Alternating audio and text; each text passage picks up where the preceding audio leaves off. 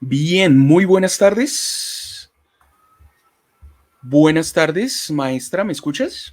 Buenas tardes, sí, Rolando, te escucho muy bien. Listo, perfecto. Bienvenidos entonces al Club de Lectura Exploradores del Abismo. Estamos la maestra Aida Marcela Gutiérrez y el maestro Rolando Franco, o Macrol, como me hago llamar o me llaman algunas personas. Eh, Bienvenidos a esta segunda sesión de el cuarto ciclo que denominamos Autores Mexicanos.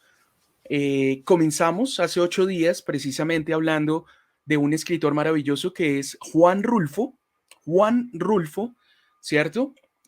Hablamos varias cosas sobre la Revolución Mexicana, posrevolución mexicana, la muerte inevitablemente presente en la literatura de este gran escritor mexicano que es Juan Rulfo. Y a pesar de que su obra es corta, una novela, eh, un, un escrito que es como un guión de cine, que es El Gallo de Oro, y por supuesto su antología de cuentos, El Llano en Llamas. Maravilloso autor Juan Rulfo, leímos un cuento maravilloso, No oyes ladrar los perros, y bueno, el día de hoy vamos a continuar con esta selección que pues puede ser o puede parecer pequeña, pero digamos es significativa, por supuesto, dejando a un lado autores maravillosos o que podemos trabajar en otros ciclos y en otras muestras acercándonos a la literatura mexicana. Y por eso hoy traemos una autora, ¿cierto? Una mujer maravillosa, una mujer que digamos, es autora viva y eso también nos parece muy interesante tratar de explorar esos clásicos, esos autores que ya se han ido y que dejaron una literatura maravillosa, pero también acercarnos a los nuevos, podríamos llamarlos, a los más jóvenes, y en este caso a los vivos con una trayectoria maravillosa como es Elena Poniatowska, que uno diría, Poniatowska no suena muy mexicano, ¿cierto, maestra? Totalmente, Rolando, suena extranjero y suena un extranjero hasta extraño. Entonces creo que cuando nos aproximamos a ella pensamos en esas identidades extrañas que a veces siempre asociamos con la nacionalidad, pero que en este caso Poniatowska nos hace pensar precisamente otras circunstancias y otras razones.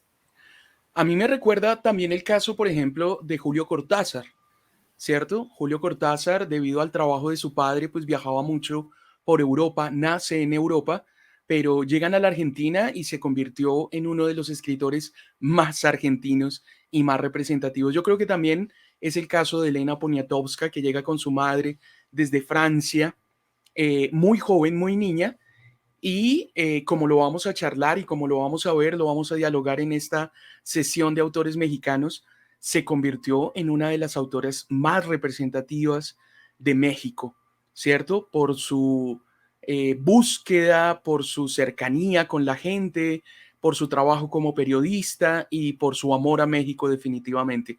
Y entonces vamos a arrancar a hablar hoy de Elena Poniatowska. Le recordamos que tenemos una fanpage, se llama Club de Lectura Exploradores del Abismo, la pueden buscar en Facebook y se pueden acercar a esa comunidad que estamos formando también en Facebook, ¿cierto? En combinación con estos envíos que realizamos para dar a conocer autores, temas, obras de la literatura universal. Y bueno, hay una literatura que nos parece maravillosa y es la colombiana y la latinoamericana, aunque vamos a estar navegando en diferentes latitudes, pero es una literatura que nos gusta leer y queremos presentarles a ustedes. Entonces, vamos a arrancar y como digamos, si ya nos han visto, nuestro interés es también hablar de estos autores maravillosos, de los temas de la literatura, darles un contexto y empezarlos a relacionar con el arte. Entonces, vamos a colocar una música, vamos a colocar una canción, ¿cierto? En este caso, vamos a escuchar a dos cantantes maravillosas de México. Y bueno, ya charlamos sobre esas cantantes y le damos entrada a nuestra autora invitada, Elena Poniatowska. Entonces, denme un segundo, yo voy buscando el video.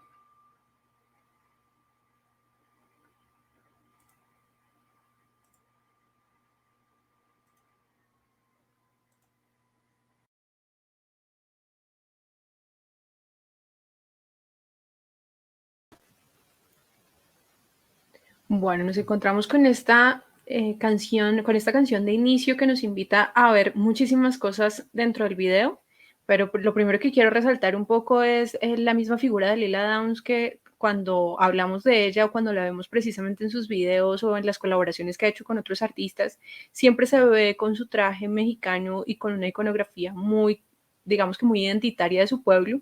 Y buscando un poco su biografía nos pudimos dar cuenta que también es una antropóloga, es decir, conoce muy bien su raíz también a partir de los estudios que ha realizado, y los exalta totalmente en cada una de sus canciones, en cada uno de sus videos y las apariciones que ha tenido también en documentales y también en este caso de pronto en escenas cinematográficas. Entonces, creo que una de las formas también de reivindicar esa cultura y esa identidad mexicana es tomar como estandarte estas figuras que nos invitan precisamente a pensar en esto. Yo también pensaba en Lilia Dowes y en Santa Clara porque son, como lo dices, son representantes de su cultura. En Lila he encontrado también música que se acerca mucho a esos principios que estaban plasmados en la Revolución Mexicana. Ella habla de Zapata, ella habla de Madero. Entonces, eso también me parece muy interesante y es rescatar también la historia de su propio pueblo, ¿cierto? Y la cultura prehispánica, la cultura indígena, pero también la cultura actual. Hay una combinación entre la historia eh, y la actualidad mexicana. Y yo creo que nos sirve perfectamente para conectar con Poniatowska, porque Elena Poniatowska se ha dedicado a hacer un trabajo muy interesante, digamos, reflexionando desde la cultura, pero también desde los acontecimientos fuertes que ha tenido México, acontecimientos violentos, con una realidad muy difícil también, y que ella se ha encargado de reflejar desde el periodismo, por supuesto, que es su labor principal, pero también desde ese juego literario, que como nos vamos a dar cuenta, ahorita que empecemos a hablar un poco más a fondo de Elena Poniatowska, nos vamos a dar cuenta que ella navega por todos los géneros, la poesía, el cuento, la novela, la crónica, el artículo periodístico, por ejemplo, por supuesto, ¿cierto? El ensayo, entonces hay una cantidad de recorridos y creo que el recorrido también es importante en Elena Poniatowska. Como lo decía en una entrevista, lo más importante es recorrer México, ¿cierto? Caminarlo, hablar con las personas, escucharlas. Y yo creo que ese es el ejercicio que hace Elena con varios personajes que han sido relevantes. Digamos que es muy particular escuchar a una señora ya de más de 80 años recordar sus amistades con personajes tan grandes como Juan Rulfo, con Frida Kahlo, con Diego Rivera, con políticos, con actores, cantantes y por supuesto muchísimos escritores. Entonces es una memoria viva también Elena Poniatowska y eso lo hace también una escritora que definitivamente hay que leer, hay que conocer y hay que aprovechar aún que está viva, que la podemos escuchar, hacerle el seguimiento a las entrevistas, a los programas y ojalá en algún momento nos dé la oportunidad todavía de verla en vivo, ¿por qué no? Entonces vamos conectando esta canción de la Santa Cecilia con Lila Dowes, Quiero verte feliz, escuchar también la música contemporánea mexicana, que es muy interesante.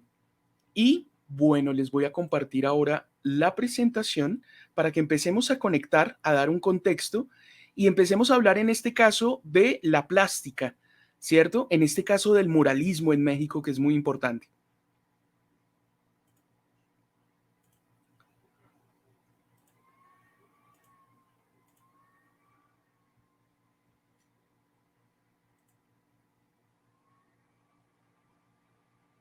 Bien, entonces arranquemos entonces. Ya estamos hablando entonces y entramos en materia.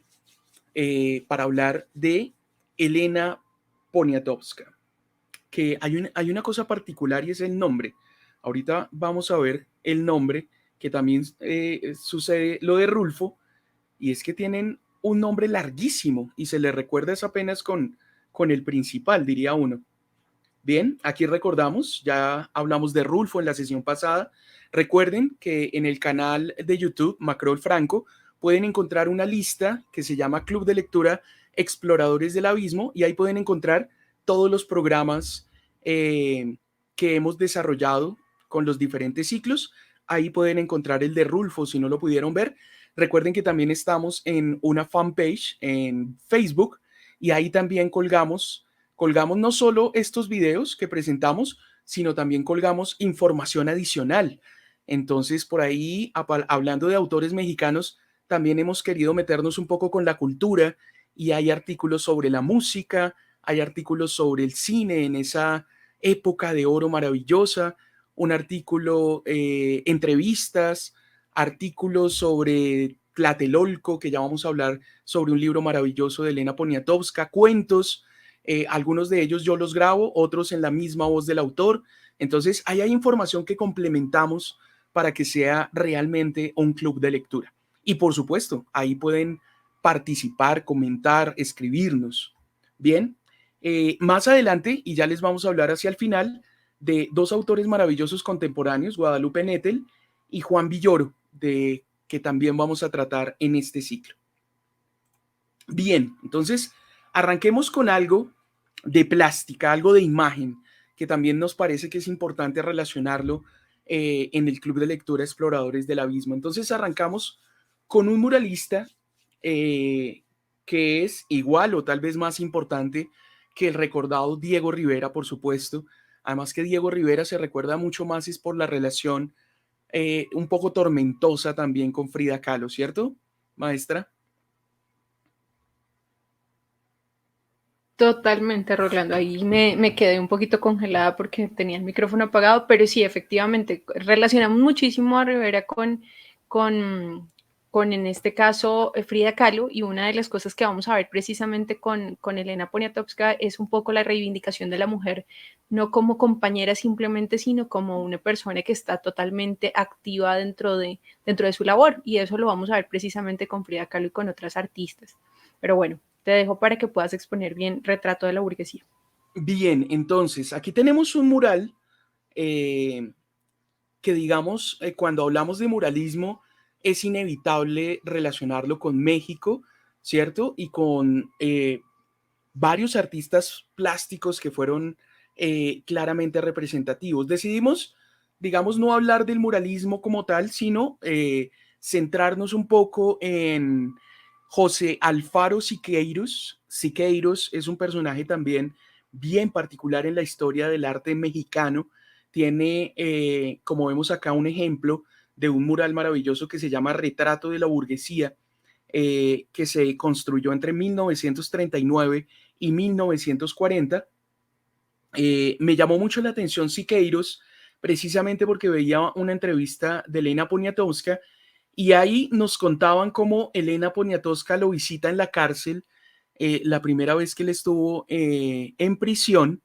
Bueno, también con unos cuentos políticos que los artistas inevitablemente en ese tiempo tenían una ligación muy fuerte política, entonces eso en algunas ocasiones les causaba pues varios inconvenientes. En el caso de Siqueiros, estuvo 2 veces en prisión, fue exiliado de México, vivió en Europa un tiempo, también en Chile, entonces tuvieron unas vidas muy activas y muy particulares. Entonces, en un escenario artístico muy rico, una joven periodista, Elena Poniatowska, lo visita en la cárcel, ¿cierto? Acá vemos la fotografía, lo visita en la cárcel y le hace una entrevista que es sumamente recordada en la historia del arte mexicano, ¿cierto? Como datos generales, Siqueiros nace en Ciudad de Camargo, Chihuahua, el 29 de diciembre de 1896. A sus 15 años se traslada a la Ciudad de México para estudiar en la Escuela Nacional Preparatoria y allí combina sus estudios en la Academia de San Carlos, donde dio a continuidad a sus estudios de arte. Entonces, un representante definitivamente del muralismo que tenemos que conocer, que tenemos que seguir investigando y acercándonos a él. Este retrato de la burguesía, si ustedes se fijan, no puede estar alejada la burguesía de un centro de dinero, ¿no? Oro. Está lo mecánico también, porque en esa época lo industrial se veía como una idea de progreso, ¿cierto? Y no solo desde el capitalismo, sino también desde el trabajo y desde, digamos, el comunismo también. La guerra, inevitablemente, como una herramienta de la burguesía, ¿cierto? De alguna forma ese olvido de la historia para crear de alguna forma algo nuevo. Digamos que esa primera mitad del siglo XX estaba muy plagada de lo novedoso, de las vanguardias, de lo nuevo. Entonces, todo tenía que ser nuevo. Teníamos que dejar a un lado muchas cosas para empezar a crear lo nuevo. Y también había mucha crítica sobre la historia, precisamente, ¿cierto? Sobre la historia.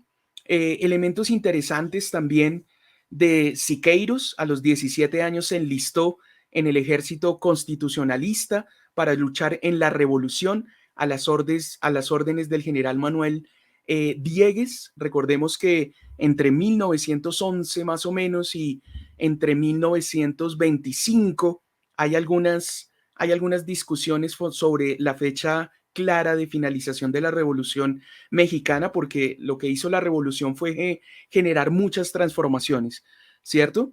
Entonces, algunas de esas transformaciones permanecieron en el tiempo, pero digamos que entre 1911, que es definitivamente esa exigencia de un nuevo gobierno, eh, y la llegada, por supuesto, de los diferentes movimientos y participantes de la Revolución Mexicana, dieron también, digamos, una explosión artística muy interesante que estaba ligada a esos ideales, a un cambio fuerte, por supuesto, en México. En 1917 retomó sus estudios en artes plásticas y en 1919 viajó a Europa, donde conoció precisamente, muy curioso, a su coterráneo Diego Rivera. Durante su estancia en el continente europeo viajó por España, por Francia e Italia, donde cambió su nombre a David y reafirmó sus posturas artísticas y políticas, las cuales lo reflejaron en su escrito Vida Americana del año 1991. En cuanto a su arte, hay definitivamente hay un mural que le recuerda, además, este ejemplo que tenemos de retrato de la burguesía, ¿cierto? Hay un mural que se llama el pueblo a la universidad y a la universidad al pueblo. Entonces, esta obra es recordada también y, por supuesto, una obra maravillosa que es un edificio completo y se llama La Marcha de la Humanidad en el Poliforum Cultural Siqueiros, que lleva precisamente su nombre, al cual David Alfaro Siqueiros, lastimosamente, bueno, él falleció el 6 de enero de 1974 en Cuernavaca, Morelos. Una reflexión y un paso muy rápido, por, digamos, por la obra y por la biografía de Siqueiros que nos introduce precisamente en el arte, ¿cierto? Y en un momento sumamente convulsionado de México, ¿cierto? Su revolución. Sí, sí, sí, bueno, y digamos que el movimiento muralista también habla de la identidad de México, ¿no? Porque una de las cosas que nos lleva a pensar en todos los movimientos artísticos es precisamente esa explosión, si pudiéramos decirlo, de ese movimiento que se dio allí y cómo, digamos que si tuviéramos la posibilidad de viajar a México, podemos encontrar en lugares insignes como la UNAM u otros lugares precisamente esta serie de frescos y esta serie de murales que nos hablan del empoderamiento precisamente del pueblo. Y eso es de lo cual nos habla en este caso Siqueiros, nos habla Rivera, y nos van a hablar otra serie también de muralistas que aun cuando no son tan conocidos como Orozco, Tamayo, podíamos ver precisamente esa serie de reflejos que están allí, porque ellos no solamente, pues digamos que los vemos en los murales, sino que también salían en publicaciones periódicas, tenían un movimiento político y muy fuerte ideológico, y creo que lo que nos une a ese movimiento muralista con Elena Poniatowska, ya para hallar ese hilo que precisamente nos permite hablar en este ciclo y en esta sesión de esta autora, es cómo todo el movimiento popular y todo el movimiento en este caso de ver a las personas, de darle voz a quien no tiene, de escuchar también esas voces que vienen, que están en la calle o que están en el campo, también empiezan a cobrar un montón de relevancia. Podríamos hablar muchísimo más de muralismo y de todo lo que trajo también la ola migratoria, porque también es otra de las cosas que también vamos a ver en este caso en Elena Poniatowska, y podemos ver de alguna manera que esa, ¿cómo decirlo?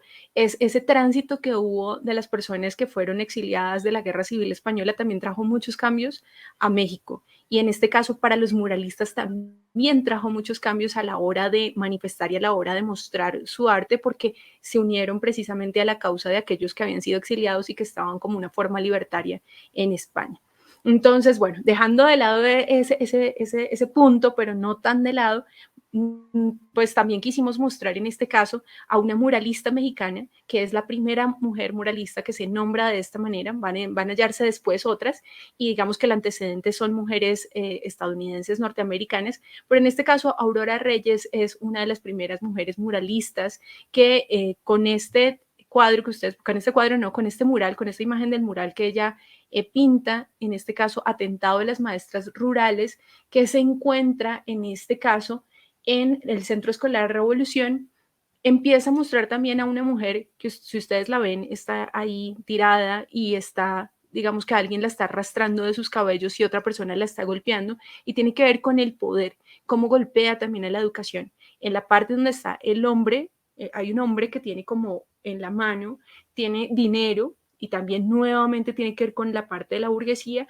y hay un libro que está abierto, pero parece que estuviera cayendo, que tiene que ver precisamente con los principios educativos, y es que en ese momento de la revolución, de esa posrevolución, si lo pudiéramos llamar, o en ese tránsito, se estaba dando todo lo de la educación laica, y se estaba privilegiando también ese tránsito en donde los chicos o los jóvenes tuvieran la posibilidad de educarse. Y vamos a darnos cuenta precisamente en algunas cosas que habla Elena Poniatowska en uno de sus retratos en las mujeres, también como enaltece esa posibilidad de que las mujeres tengan educación al igual que los hombres, que las mujeres tengan la posibilidad de voto, como lo vamos a dar cuenta, como nos vamos a dar cuenta en algunos autores.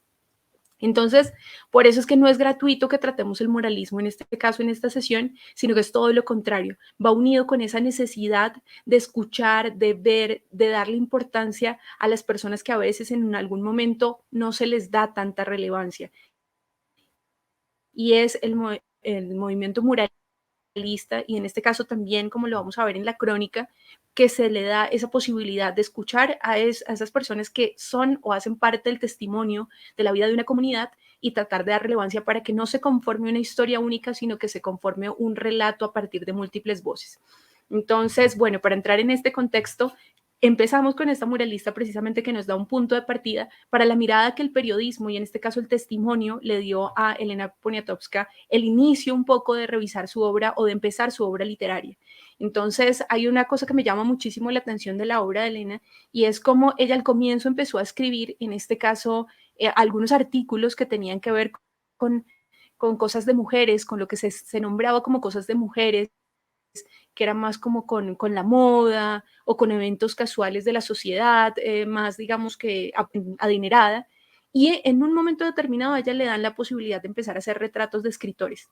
Y es en ese instante en donde empieza a hallar alguna serie de cosas, empieza a adentrarse en ese mundo de la literatura. Y también hay un antecedente que lo vamos a ver precisamente en su biografía, y es el inicio de escuchar relatos sobre la sociedad mexicana a partir de su nana, que en este caso su nombre es Magdalena Castillo, es su niñera, que es la que le narra todas aquellas voces, cómo ella vivía, cómo atravesaba el campo, cómo iba con su padre descalzo, y eso le ayuda a ella a empezar a adentrarse en ese mundo del mexicano. Y cuentan una anécdota también, digamos que en su biografía, y es que alguna vez hace una entrevista a un Santa Claus que en este caso está totalmente sumido, como totalmente triste, y ahí se empieza a dar cuenta un poco de ese cambio, de esa mirada en torno a esos personajes que se encuentran en la calle. Y es la crónica, y acá no se deja de lado un poco el movimiento de la crónica que se estaba dando en el siglo XX, y ese movimiento que se estaba dando en el siglo XX de la crónica era precisamente una tradición que estaba netamente anclado a lo político. Entonces nos vamos a dar cuenta acá en la imagen que tenemos aquí de la presentación, que El águila y la serpiente de Martín Ruiz Guzmán fue uno de los íconos más importantes de comienzos de siglo, en donde se hablaba precisamente también de lo más popular, pero también se estaba hablando en su momento de la revolución y de los que no estaban tan a favor de lo que estaba pasando en ese momento con la revolución.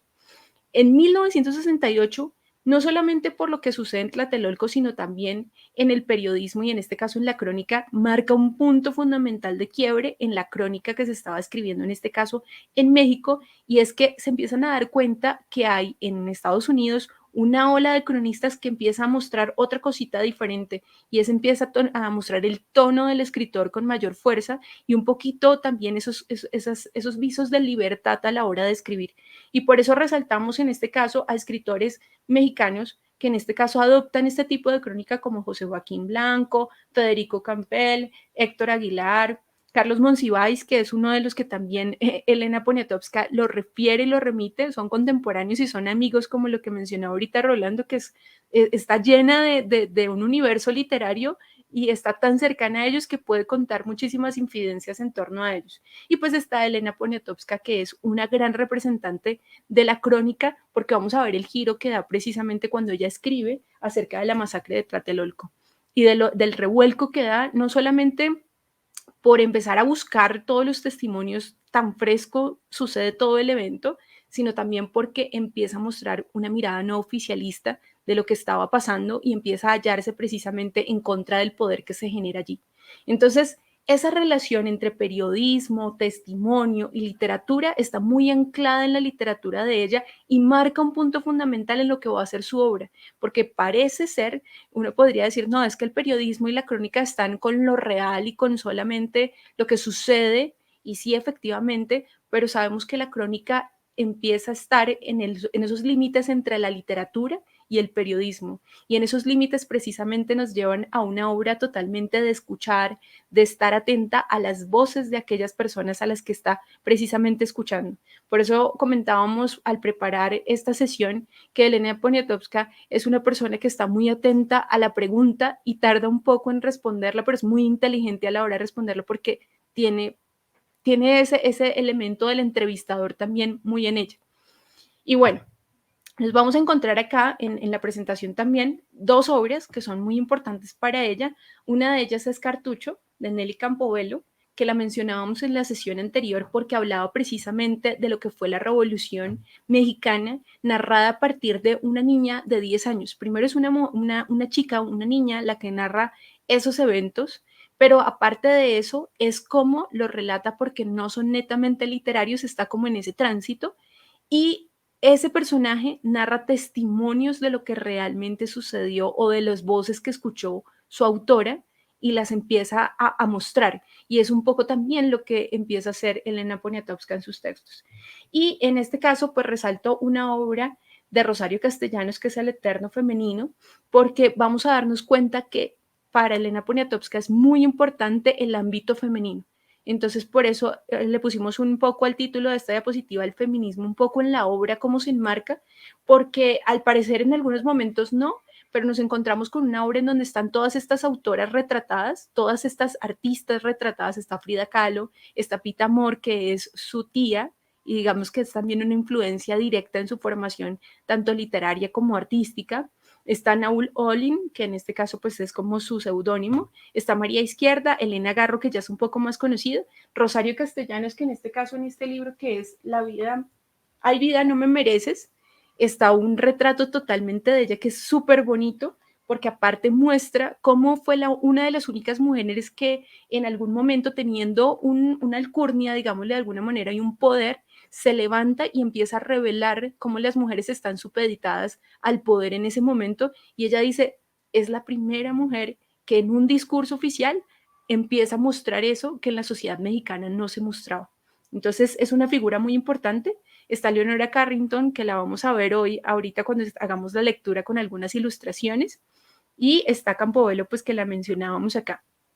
Y pues digamos que en anécdotas que yo quisiera traer a colación un poco por esa figura femenina que vamos a ver a lo largo de su obra, digamos que encontré en una página algo que hablaban sobre esos puntos como fundamentales en el momento de ser periodista ella, de encontrar algunos eventos y de hacerse partícipe de ellos. Entonces tenemos, por ejemplo, en 1985, cuando ocurre ese temblor tan fuerte en México, se organiza un comité femenino de solidaridad y en este caso Elena empieza a trabajar muy fuerte en ello como contadora, como tesorera, que es un poco extraño, pero es las ganas de ayudar, que es otra de las cosas que tiene siempre Poniatowska y que lo vamos a ver en muchas marchas, en muchos movimientos y en la búsqueda de testimonios. Y así como otro punto también que me pareció importante, no los voy a tratar todos para que ustedes después lo revisen, está en el año 2000.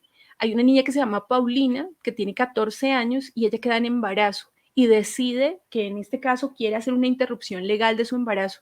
Y es un escándalo total en México y Elena Poniatowska la entrevista y también asume o muestra cómo es tan valiente una niña de 14 años de entender o de pensar precisamente en esa instancia y de entender que su cuerpo precisamente es su cuerpo y no es el de otra persona. Entonces, como que hay muchos puntos, hay muchos iconos que vamos a encontrar en ella, más que iconos, unos puntos en su obra que hablan precisamente de esto. Entonces, es la invitación para todos aquellos que están, digamos que, como con ganas de leerla, es precisamente que nos vamos a encontrar con esos puntos, con la crónica, con el periodismo, con la literatura, con los testimonios, con el darle voz también a los que no la tienen y que nos vamos a encontrar también con una mirada en torno a lo femenino que nos demuestre y que nos exalta esas figuras femeninas mexicanas desde tiempo atrás, como por ejemplo también Sor Juana Inés de la Cruz es una de aquellas mujeres insignes que ella retoma también en su escritura. Entonces ese sería como el marco de lectura gigante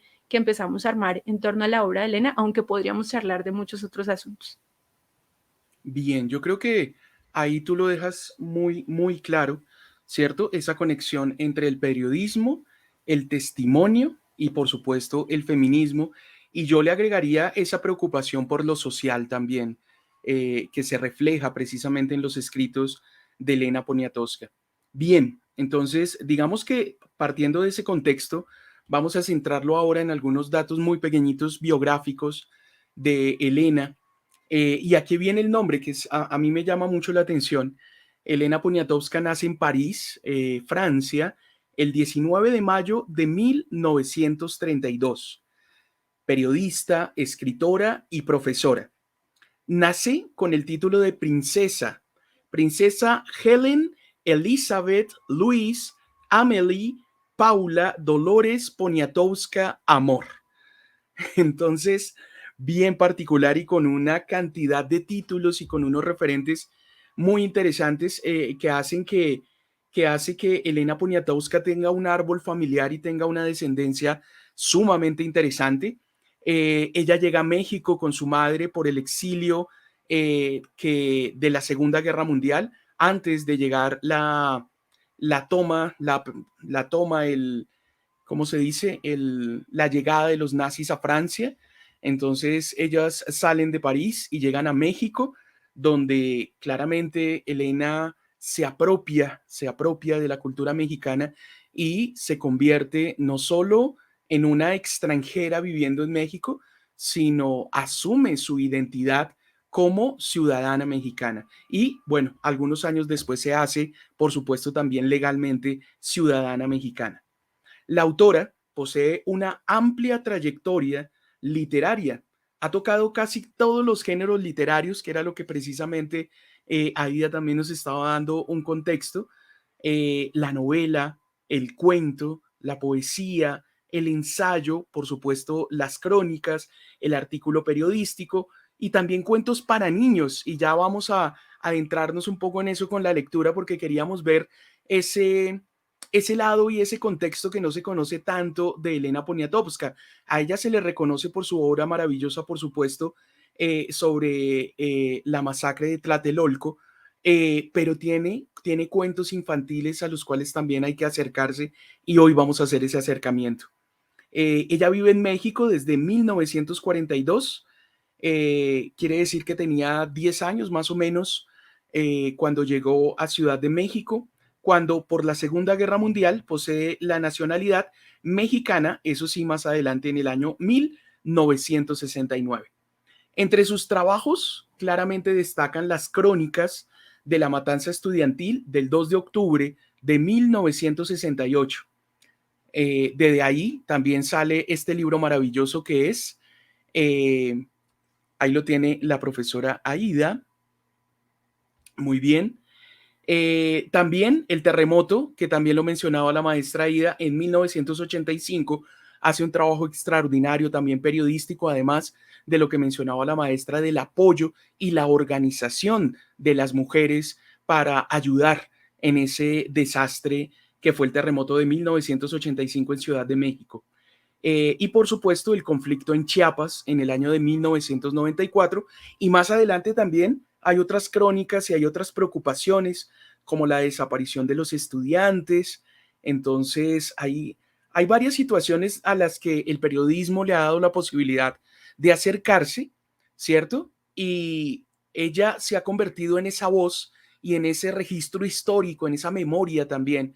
Y yo creo que eso también se vuelve muy relevante cómo estos hechos históricos son importantes por la trascendencia que tienen, pero se han vuelto también hechos históricos e importantes por el registro que queda de ellos.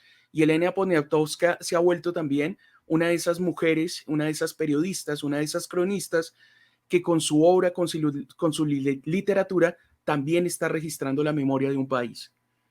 Ha sido profesora de literatura y periodismo en los institutos Kairos y Nacional de la Juventud y del taller literario El Grupo. Fue socia fundadora de la Ceniteca Nacional y de la editorial Siglo XXI.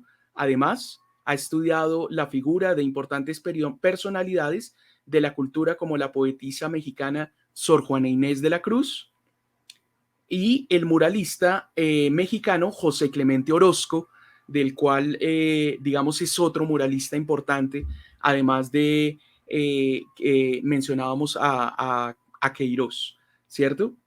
A través de cortos cinematográficos, ella también, digamos, ha hecho guiones, le ha gustado trabajar con el cine, y algo que comentábamos también y que se nota mucho en sus libros es esa bonita relación entre la escritura y la fotografía, ¿cierto? Que también es muy interesante y también lo veíamos en Rulfo, como Rulfo fotógrafo, Rulfo fotografiando el campo, las tradiciones, los campesinos, la vida, ¿cierto? Y Poniatowska, digamos, aunque directamente ella no es la fotógrafa, pero se apropia de la fotografía, ¿cierto? Para que sus libros, sus crónicas, sus escritos vayan acompañados de la imagen y tengan una contundencia y una fuerza muchísimo mayor. Entonces, y bueno, la escritora mexicana también posee un premio literario que lleva su nombre, instaurado en el 2007 por el gobierno de la capital mexicana, y es honoris causa por universidades de todo el mundo. En el año 2013 obtiene el premio Cervantes, el cual es sumamente representativo. Se le recuerda mucho por un vestido rojo maravilloso, tejido por las indígenas, y las indígenas le obsequian este vestido para que ella lo utilice precisamente cuando recibe el premio. También, digamos, hay una polémica con un premio que le querían brindar precisamente por el libro de Tlatelolco, el cual ella rechaza y en una carta le dice al presidente, bueno, si a mí me van a premiar, ¿quién va a premiar a los muertos? Y de esa medida también ella rechaza, digamos, como una protesta de alguna manera que esa fue una masacre y no merece premio alguno, ¿cierto? Y los que deberían recibir el premio son esas personas que murieron y desaparecieron. Entonces, un llamado de atención muy fuerte, ¿cierto? De Elena Poniatowska y también un llamado de atención hacia nosotros a conocer parte de la historia mexicana que ha sido también convulsionada. A veces pensamos que como colombianos de alguna manera somos los que hemos vivido la violencia en carne propia, por la duración del conflicto también y por la variedad que tenemos lastimosamente en nuestro conflicto. Pero los países latinoamericanos han sufrido cada uno en su historia sus avatares y sus inconvenientes. Y yo creo que es un ejemplo, Elena Poniatowska, en el sentido de que hay que hacer registro, hay que hacer registro, hay que hacer crónica, hay que hacer memoria, hay que escribir sobre los hechos. Entonces, también un llamado de atención a que nosotros busquemos a nuestros cronistas, busquemos a nuestros escritores y también hagamos el ejercicio de leerlos. Yo creo que es una invitación que hace no solo desde lo mexicano, sino desde lo latinoamericano. Bien, y vamos conectando la biografía con algunos de sus libros, porque siempre tratamos de seleccionar, ¿no? Es difícil con algunos autores por la gran magnitud y la inmensa obra que tienen, ¿cierto? En su escritura. Y bueno, Elena Poniatowska no es la excepción, tiene una obra muy amplia. Entonces, vamos hablando con algunos de sus títulos. Y claro, la invitación del Club de Lectura es acercarnos a esos títulos. Yo por acá tengo mi libro de cuentos. La maestra Ida ya nos mostraba también La Noche de Tlatelolco, ¿cierto? Y nos mostraba también, ¿me recuerdas el otro libro, compañera? Este es una semblanza de varios escritores que se llama Hay vida, no me mereces. Está increíble también como para conocer diferentes autores. Y una de las cosas que hablábamos es que siempre va anclado a la fotografía, entonces como que la fotografía nos habla y nos complementa el texto de Elena. Entonces, digamos que estas semblanzas de verdad que son súper recomendadas para adentrarnos y para ver también como otra mirada de los escritores. Entonces, en este caso tiene a Carlos Fuentes, a Rosario Castellanos, que era de la que hablábamos, que está muy chévere como toda la semblanza que ella hace, de Juan Rulfo y de la literatura de la onda. Bien, entonces algunos títulos de Elena Poniatowska. Por acá tenemos Fuerte es el silencio, que también es un recorrido periodístico, es un recorrido de crónica, tiene fotografía y esta fotografía es muy particular. Veíamos en una entrevista cómo ella recordaba, tiene esta fotografía arriba de donde trabaja precisamente. Y ella decía, esta fotografía me anima, esta fotografía yo la veo y pienso en los niños, pienso en la necesidad de de una mejor educación en México, pienso en los cambios que necesita este país y es una imagen muy fuerte, es un niño de la calle en México, ¿cierto? Y este libro Fuerte es el silencio, es un recorrido por toda esa sociedad que necesita transformarse. Entonces, ahí hay otra relación interesante con Colombia y es esas ganas, ese motor que es la necesidad de cambio, ¿cierto? Tenemos Las Indómitas, un libro maravilloso también, La piel del cielo, Las siete cabritas, que me parece que también se relaciona un poco con lo que mencionaba Aida y esas mujeres que son representativas. Ella hablaba de siete cabritas, cabritas porque son rebeldes, son fuertes, son loquitas, ¿cierto? Entonces, claro, ahí hay varias escritoras, varias artistas y son esas siete cabritas y son unos textos que son textos muy híbridos, ¿no? Hay algo de periodismo, hay investigación, hay crónica, pero también hay elementos anecdóticos, literarios. Es un libro muy bonito que también hay que acercarse. Está Tinísima y Leonora, que es precisamente estas historias que vienen de personas reales, ¿cierto? Pero que se vuelven una combinación de testimonio y vida ficcional.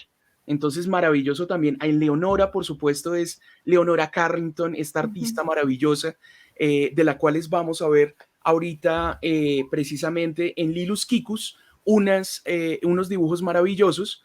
Entonces, esa relación que ha tenido Elena Poniatowska también, no solo con los escritores, que fueron sus grandes amigos, tenemos fotos con Gabriel García Márquez, por supuesto con Rulfo, Carlos Fuentes y de ahí para adelante una gran cantidad de escritores y escritoras, ¿cierto? Pero también ese vínculo con el arte, los muralistas, artistas plásticos, tanto hombres y mujeres, todos mexicanos, cineastas, cantantes. Elena Poniatowska es una memoria viva, ¿cierto? De encuentros, de charlas, de tomatas, de fiestas, de una gran cantidad de encuentros maravillosos. Tenemos también El tren pasa primero, que también tiene que ver con ese desarrollo industrial un poco atropellado, pero que también fue una búsqueda muy intensa de los mexicanos. Y por supuesto, queríamos traerles también Lilus Kikus, que es de sus primeros libros y es un libro infantil. Entonces también algo que descubrimos, realmente yo lo descubrí, que Elena Poniatowska también tiene escritos infantiles y eso me parece sumamente interesante y sumamente bello, maestra. Sí, de hecho, esta obra que vamos a tratar de interpretar el día de hoy, un poco con nuestra lectura, es, si no estoy mal, una de las primeras obras que ella escribe. Entonces también estamos como en los inicios de Elena cuando leamos precisamente allí. Y El tren pasa primero me llamó la atención porque en él se supone que habla también como de los huelguistas que bloquearon las líneas ferroviarias del 58 al 50, sí, más o menos en el año 58, y ella menciona o se menciona cómo esta huelga fue algo que marcó un punto muy importante para los estudiantes del 68 porque fue como una inspiración. Entonces como que también va unido una cosa con otra, una cosa con otra. Entonces, no, la obra de Elena es, digamos que hay que buscarla, hay que leerla, y hay que analizarla y hay que gozársela y hay que sentirla, ¿no? Porque no solamente en eso, sino también en este caso, precisamente de esto.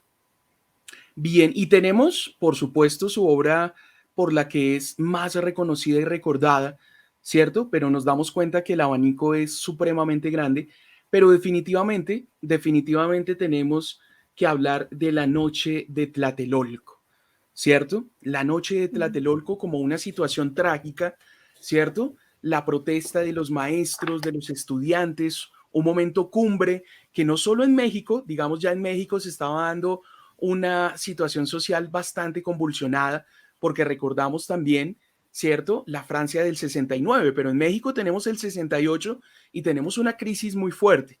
Y ahí se da la matanza de la noche de Tlatelolco, una matanza perpetrada por los soldados, perpetrada por el gobierno, ¿cierto? Que intentó ocultar muchísimas cosas, pero gracias a esta obra y hay otras obras, una obra también de Monsiváis que habla sobre Tlatelolco, que es muy importante tenerla presente y recordarla, ¿cierto? Maestra. Bueno, sí, y pues digamos que la obra se divide como en dos partes y en esas dos partes vemos primero cómo se gesta el movimiento también estudiantil y cómo sucede en este caso la matanza, pero pues no lo puedo mostrar acá, creo que no se alcanza a ver, pero digamos que cuando vamos a ver las obras están por fragmentos porque son las voces de las cuales ella es testimonio o muestra un testimonio precisamente de la masacre.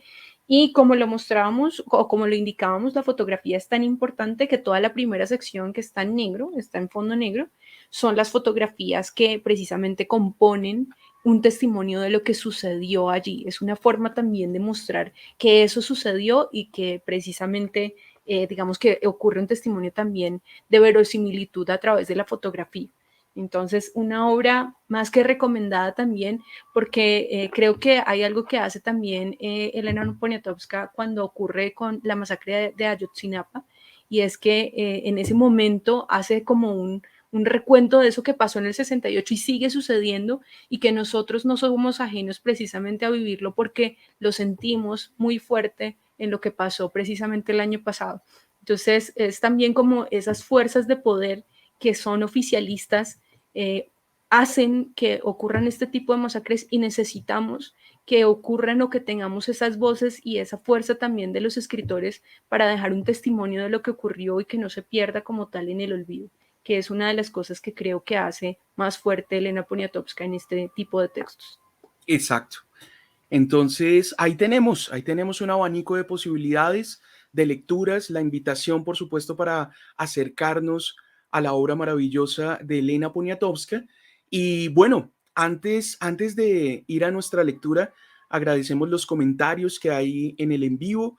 Gracias a Denise, a Emilce, y los invitamos a que no solo nos comenten, sino que también vayan a la página, a la fanpage de el Club de Lectura Exploradores del Abismo y se acerquen no solo desde el punto de la obra literaria, que es por supuesto el centro y lo importante, sino que, digamos, lo que intentamos acá como exploradores es darnos cuenta que la obra tiene un contexto, que la obra tiene una persona que escribe, que hay un contexto histórico, ¿cierto? Que hay un lugar, que hay una pertenencia y que se puede navegar en torno a esto para dialogar y para discutir a partir, como lo hacemos nosotros, en este ejemplo muy pequeñito, en este ciclo de autores mexicanos, y que estamos viendo maravillosamente con esta autora que es Elena Poniatowska.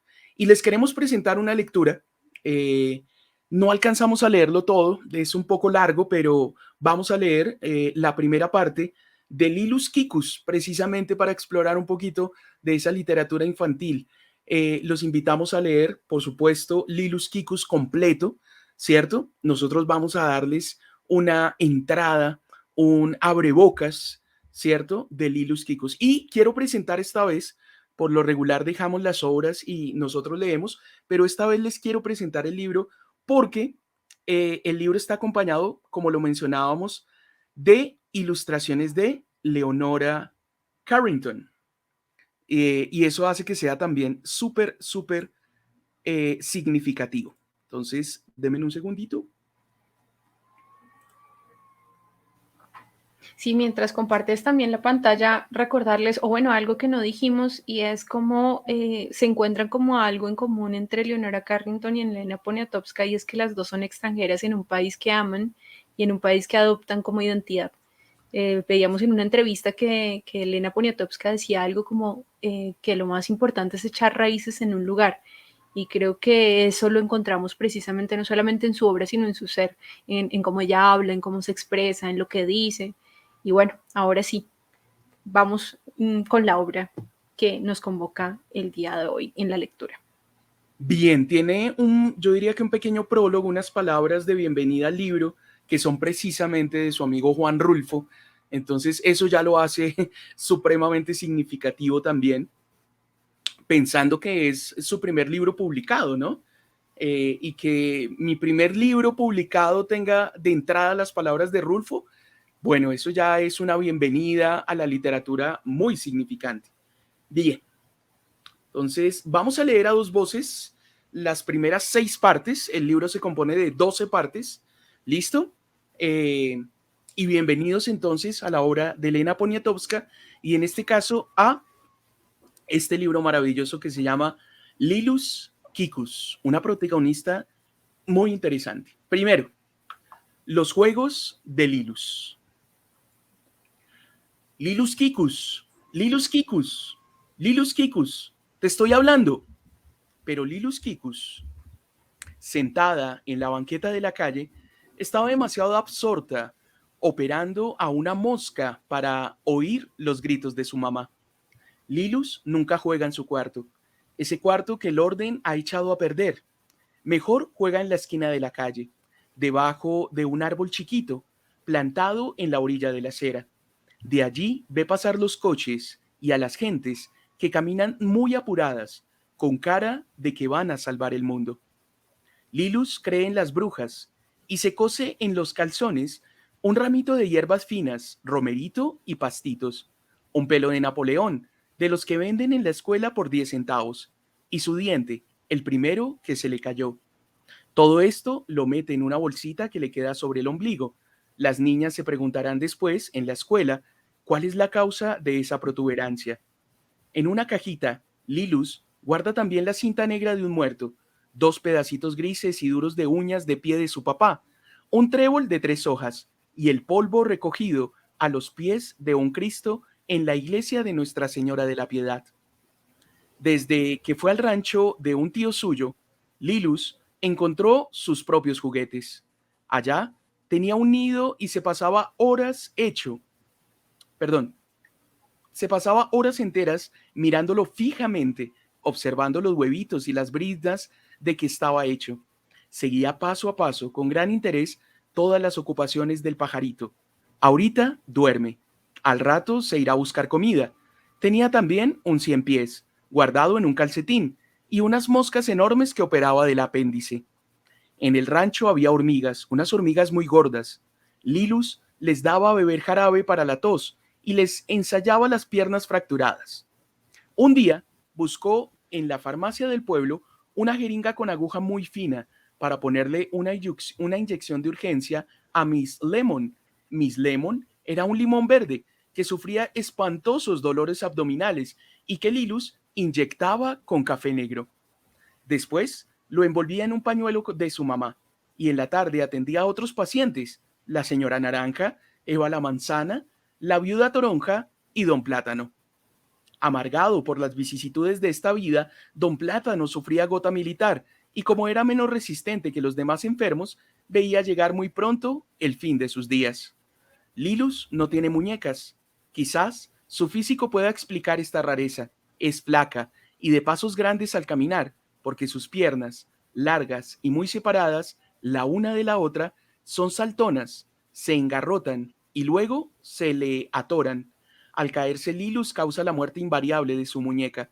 Por eso nunca tiene muñecas, solo se acuerda de una güerita a la que le puso Güera Punch y que murió al día siguiente de su venida al mundo cuando a Lilus Kikus se le atoraron las piernas.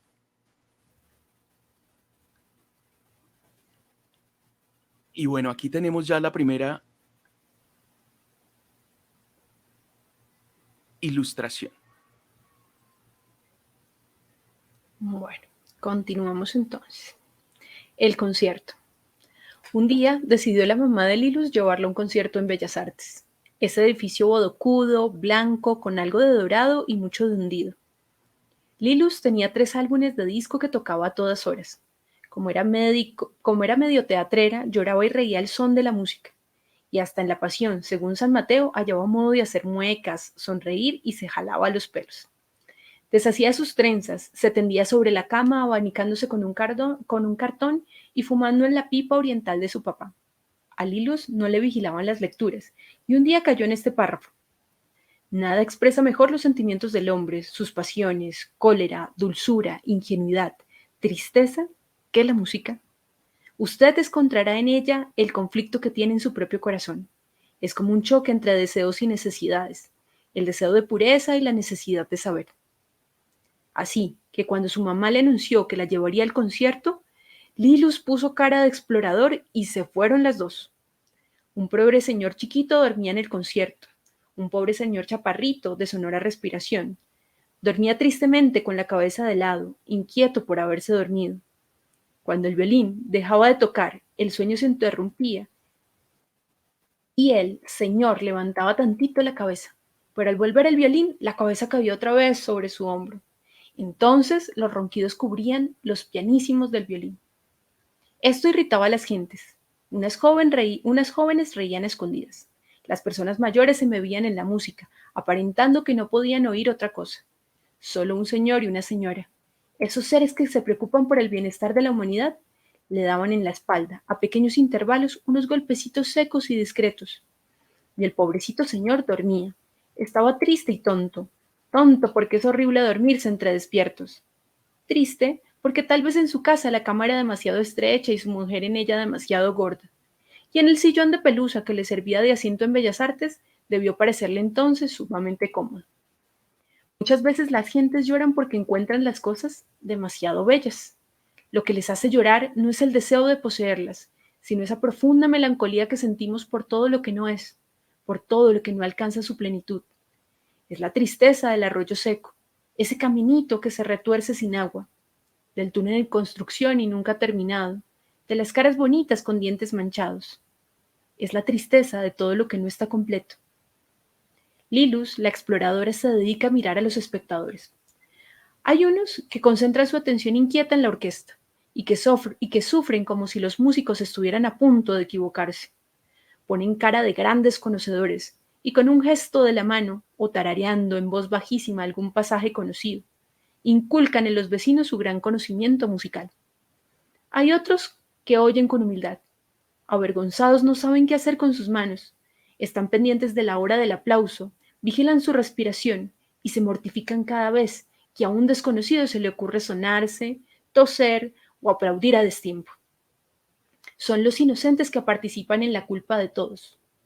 Los demás están muy conscientes de su humanidad, preocupados por su menor gesto, el pliegue o la arruga de su vestido. De vez en cuando alguien se abandona a sus impulsos, con el rostro en éxtasis, los ojos cerrados y los agujeritos de la nariz muy abiertos, se entrega sabe qué Dios delicias. ¡Bravo! ¡Bravísimo! Entre aplausos. Y con su cara sonriente, la mamá de Lilus se inclina para advertirle. El andante estuvo maravilloso. Ay, mi pobre niña, pero si tú no sabes lo que es un andante, ahora mismo te voy a contar la vida de Mozart y las de sus andantes y todo. Las dos se van muy contentas. Lilos porque cree que le van a contar un cuento. La mamá porque está convencida de que es una intelectual.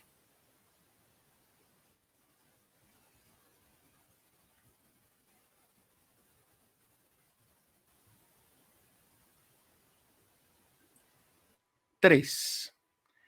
Lilus en Acapulco. Sol, sol, sol. No hay más que sol, arena y mar. El mar. En la noche se oye el ruido que hace. En la mañana se le ve centellear ante la playa. A Lilus la trae trastornada.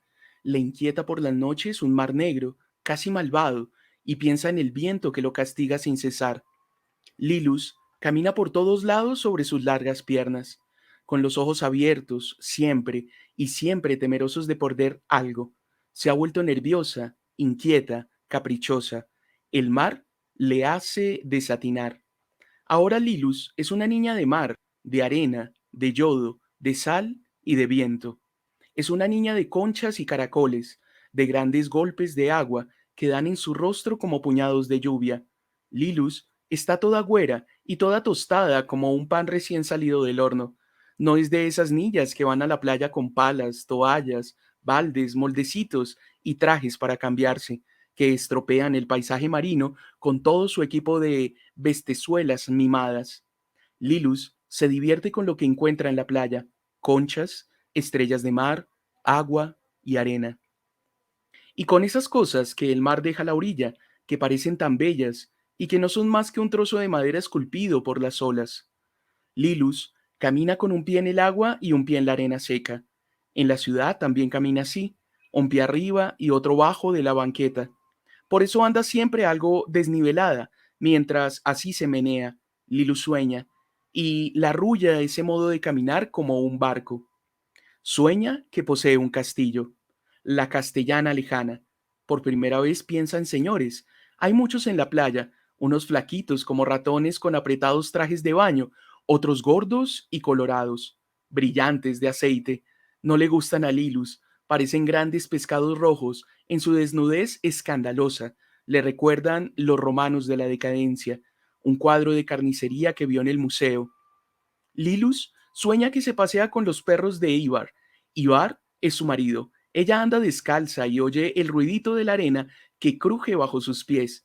Está sola y tiene muchas ganas de revolcarse en la playa y de saltar muy alto indecorosamente entre las olas. No puede resistir. Si su marido lo sabe, dirá que le hace falta ser más seria y más digna, pero ella no le dejará acabar el regaño. Le echará sus brazos de agua y de sal al cuello, le enseñará sus collares de conchas azules pequeñísimas, tan tiernas que se parecen a los párpados de los niños dormidos, y los de conchas duras que parecen dientes de pescados sanguinarios.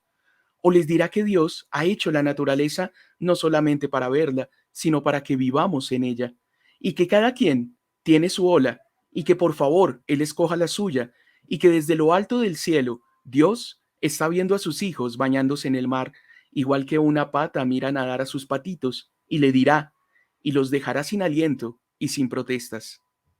Lilus se despierta. Le acaba de gritar: ¡Ay, mamacita! ¿Quién fuera tren para pararse en tus curvas? Eso le da en qué pensar. ¿Cuáles curvas? Lo de mamacita no le preocupa mucho. Al fin y al cabo, ella no es la mamá del gritón. Lilus se va muy contenta meneando la cola. Qué éxito junto al mar, qué sol en el agua, qué agua en el cielo, qué arena en el calor. Qué revuelo de alas blancas en el aire. Ya ni pensar puede, y prefiere cantar, pero lo único que se le ocurre es el cafetal. Porque la gente vive criticándome, Me paso la vida sin pensar en nada. Lilus tiene motivos para sentirse bonita. Se tira en la arena, estrechándose solita en los brazos impregnados de mar, mirando ansiosamente las olas que crecen y se hinchan a lo lejos, que levantan su cabeza enorme y que parece que van a tragarla con su gran boca de león.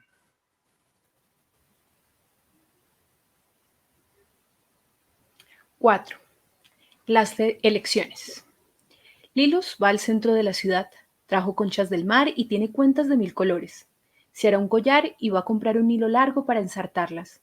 Se lo pondrá en el cuello, en la cintura, tejido en sus trenzas, amarrado a una pierna. Pero se encuentra con una manifestación. ¡Chole! ¿Por qué no dejan el mismo presidente y así se quitan de líos? Pero no, es una manifestación de muchos 7 machos, y uno de ellos está gritando: la voluntad del pueblo, el futuro de México, nuestros recursos naturales, el bienestar. Y Lilus piensa en el pueblo. ¿En dónde está? El pueblo anda vendiendo en inglés billetes de lotería, allá por Madero y San Juan de Letrán, comprando pulque en la colonia de los doctores y prendiendo veladoras en la villa de Guadalupe. Lilus no es muy patriota y lo sabe. En la escuela hay unos que pegan propaganda y otros que la despegan, y según eso hay mucho mérito en pegar y despegar. Lilus se limitó a preguntarle a uno de la secundaria que con qué pegaban la propaganda y él contestó: con la lengua, babosa. Por la noche, Lilus soñó con remordimiento que tenía una gran lengua rosada y que con ella pegaba enormes carteles. A la mañana siguiente despertó con la boca abierta y la lengua seca. Lilus se cuela por entre los 7 machos. Unos oyen con cara de «¡Salvaremos a México!» y sudan mucho. Son los hombres de buena voluntad. Otros están parados allí para ver qué pasa. A ratos sacan su pepín y le entran duro a Rosa la seductora. Son los hombres de voluntad dividida. Además, hay mujeres, unas gordas y otras flacas que saben mucho de leyes, es decir, de braceros, de refugiados y del chacal del Peralvillo. Discuten entre ellas, comentan: ¡ay, qué horrible! ¡Horror! Fíjese, doña Ruiz, con estos hombres que son tan imita monos. Lo que hace la mano, hace la de atrás. Anoche le vi cara de chacal a mi marido. Doña Felipa, qué barbaridad. Respecto a los refugiados, su veredicto es que se vayan a los States, porque lo que es aquí, se dan mucho taco. De pronto, una ola de movimiento sacó la manifestación de los de buena voluntad en contra de los de la voluntad dividida. Todos comienzan a hablar más fuerte, hay unos cuantos gritos, y a Lilus se le ocurre gritar también: ¡que viva don Castulo Ratón! Y ¡pum, pas, pum!, que le aceleran un guamazo por detrás. Algunos de los 7 machos levantan del suelo a una Lilus Kikus tiesa pero patriota. Una hora después, toman su declaración a Lilus, que algo mustia contesta con voz temblorosa: pues al ver que los del colegio habían hecho tantas cosas, pensé que lo menos que podía yo hacer era pegar un gritito. Lilus se marcha a su casa y por el camino se le ocurre que si le hubieran pegado más fuerte, a lo mejor la mandan al hospital. Don Cástulo Ratón habría ido entonces a visitarla en un coche negro para ofrecerle la medalla Virtuti Lilus Kikus. Los periódicos publicarían su retrato con la noticia: Lilus Kikus seduce al pueblo. Y en la sección de sociales, la guapa Lilus Kikus, luciendo un precioso vestido, defendió horrores a su partido. Se ve que lo ama en cantidades industriales. Pero ni siquiera eso habría tenido importancia. Lilus está decepcionada. Siempre le pasan las cosas a medias.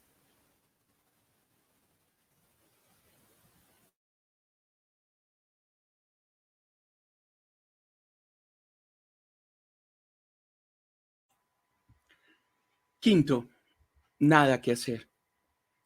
Lilus se despierta con el sol. Como no hay cortinas en su cuarto de 4 metros, el sol entra sin avisar y da grandes latigazos en la almohada. Lilus quisiera poseer uno de esos rayos, torcerlo y dejarlo resbalar entre sus dedos. Qué chistoso sería tener uñas de sol. En la noche podría leer a la luz de sus uñas, a la luz de las chispitas proyectadas por sus dedos. Cuando se lavara las manos, lo que no hace muy seguido, cuidaría de no mojar demasiado la punta de cada dedo. Al tocar el piano tendría una linternita para cada nota. Al peinarse, salpicaduras de sol brillarían entre sus pelos. A lo mejor la llevarían al circo como fenómeno para ponerla entre la mujer barbuda y la mujer gorda. Hoy no tiene nada que hacer. Qué bueno. Cuando Lilus no tiene nada que hacer, no hace nada. Se sienta en el último peldaño de la escalera y allí se está mientras Aurelia hace la limpieza. Se abren muy grandes las ventanas y el sol entra, y el polvo se suspende en cada rayo. Giran espirales de oro gris. Lilus sacude con sus manos las estrellitas de polvo, pero el sol las defiende y ellas vuelven a ocupar dócilmente su sitio en la espiral. Y allí siguen girando y calentándose en el rayo de luz. Lilus platica con Aurelia y le pregunta, ¿cómo te da besos tu novio? Besos chichos, niña, besos chichos. Lilus se queda pensando en cómo serán los besos chichos. Al papá de Lilus no le gusta ver que su hija se quede sin hacer nada. Vete a hacer ejercicio, corre. Te vas a embrutecer si te quedas así mirando quién sabe qué. El papá de Lilus no puede comprenderla cuando ella se queda horas enteras mirando a un gatito jugar con su cola, a una gota de rocío resbalar sobre una hoja. Lilus sabe por qué las piedras quieren estar solas. Sabe cuándo va a llover, porque el cielo está sin horizontes, compasivo. Ha tomado entre sus manos pájaros calientitos y puesto plumas tibias en sus nidos. Es diáfana y alegre. Un día tuvo una luciérnaga y se pasó toda la noche con ella, preguntándole cómo encerraba la luz. Ha caminado descalza sobre la hierba fría y sobre el musgo, dando saltos, riendo y cantando de pura felicidad. El papá de Lilus nunca camina descalzo. Tiene demasiadas citas. Construye su vida como una casa, llena de actos y decisiones. Hace un programa para cada día y pretende sujetar a Lilus dentro de un orden riguroso. A Lilus le da angustia.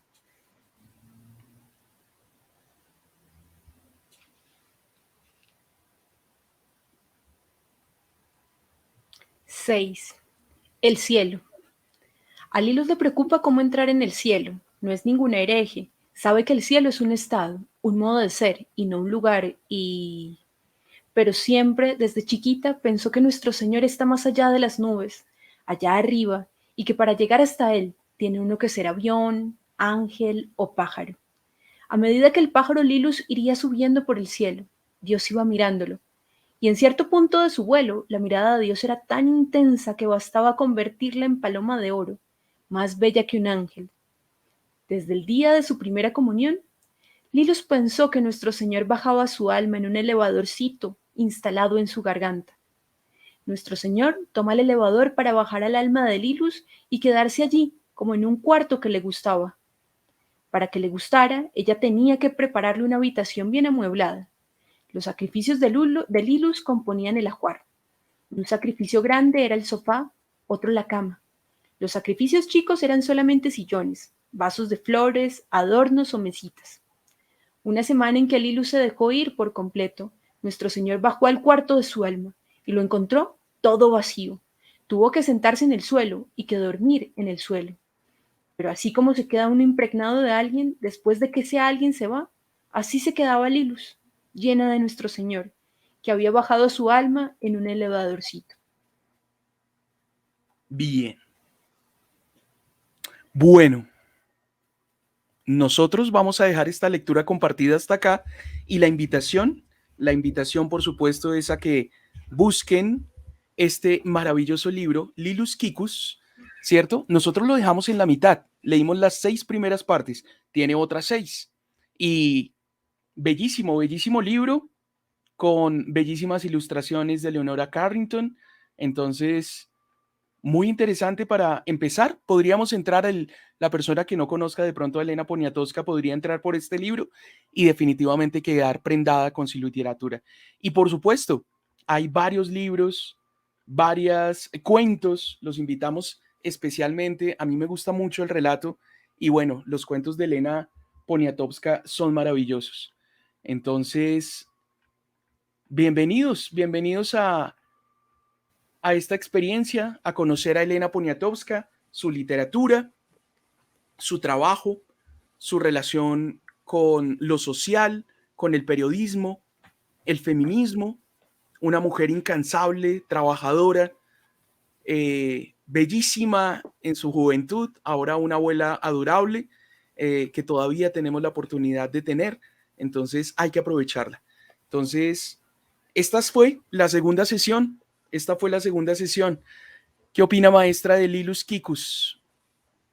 Pues a mí me encantó, aparte porque se ve en Lilus esa visión de periodista, de estar pendiente de los detalles, de estar pendiente de cada una de las personas que están a su alrededor en diferentes instancias. Así que me parece que en medio de eso entrañable que tiene la niñez, como lo muestra ese personaje infantil de Lilus, nos muestra también esa mirada que ya nos va a dar Elena Poniatowska en el resto de su obra. Así que invitadísimos a que la lean, a que lean Lilus Kikus, a que lean otras obras que también les llame la atención. Yo también pensaba en eso, pensaba en Lilus como una pequeña exploradora, una pequeña investigadora, muy observadora. Hay un capítulo maravilloso también que es una discusión con un filósofo. Entonces, me parece que es brillante y yo creo que ya muestra, siendo el primer libro de Elena Poniatowska y siendo un libro infantil, ya tiene muchos elementos de la escritura de Poniatowska, de sus intereses, de sus preocupaciones, y eso me parece sumamente bonito. Veo una pequeña Elena en Lilus. Total, total.